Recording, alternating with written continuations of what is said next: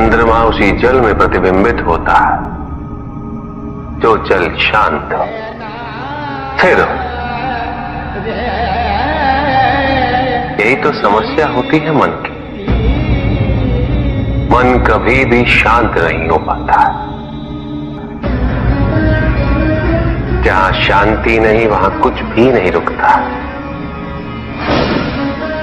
समुद्र की लहरों की भांति विचारों का उपद्रव मन को निरंतर स्थिर रखता। कुछ भी सुनने और समझने के लिए मन का मौन रहना आवश्यक है, किंतु मन मौन रहना नहीं जानता। वो तो निरंतर कुछ ना कुछ कहता रहता। प्रतिपद शब्दों का आक्रमण चलता रहता है मन पर, और यही आक्रमण है जिसके कारण व्यक्ति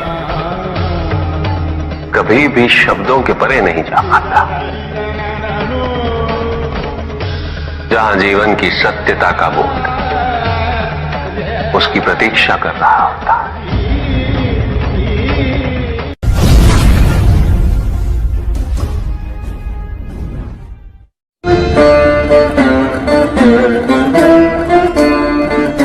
मैं वो हूं जो नहीं है,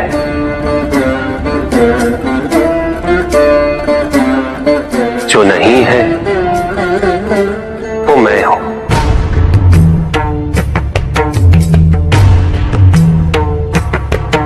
चिरकाल तक सभी को यह स्मरण रहे, जब आप में श्वास है तो मैं आप में हूं। देव देव महादेव शिवा, देव देव। और जिस क्षण आप में श्वास नहीं तब आप मुझ पे हैं। देव शिवा, देव देव महादेव।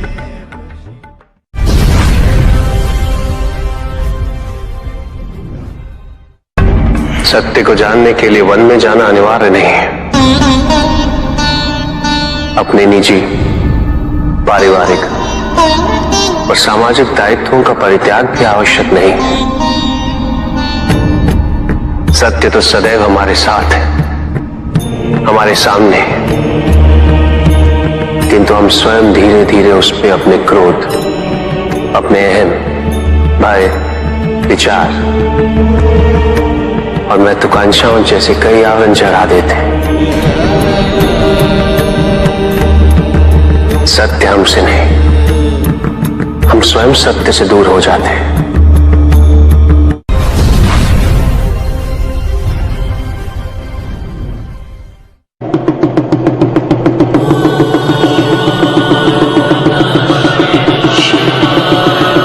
जहां न अमृत, न विष,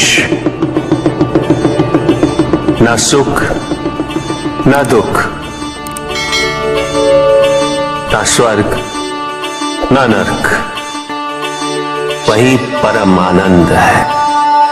उसी परम आनंद तक की यात्रा है तुम्हारी। ये यात्रा आनंद के सानिध्य की है, ये यात्रा सानिध्य के आनंद की है। और इस यात्रा में मैं प्रतिपल तुम्हारे साथ हूं। मुझे ढूंढो मत, केवल पहचानो, तुम ही मैं हूं, मैं ही तुम।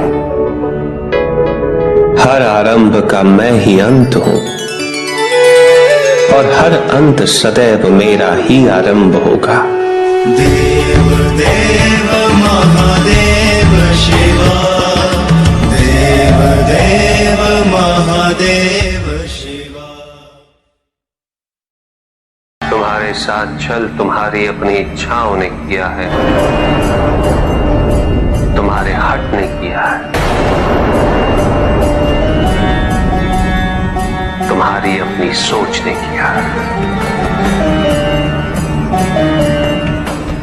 ये रहस्य नहीं कि प्रत्येक आत्मा मुक्ति की इच्छुक होती है। जो मरता है वो है पंचभूतों से निर्मित शरीर।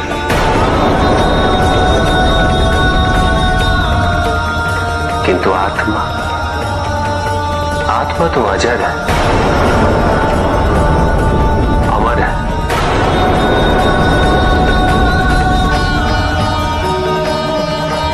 जिसकी यात्रा मोक्ष पर संपूर्ण होगी।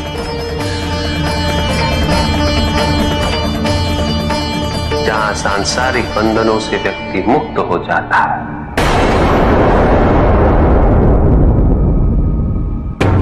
सारी इच्छाएं लुप्त हो जाती।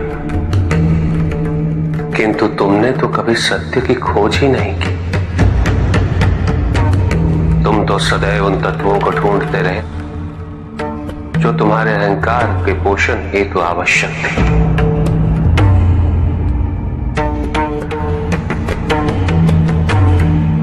किंतु सत्य तो यही है कि ना कोई तुम्हारा है और ना तुम किसी के।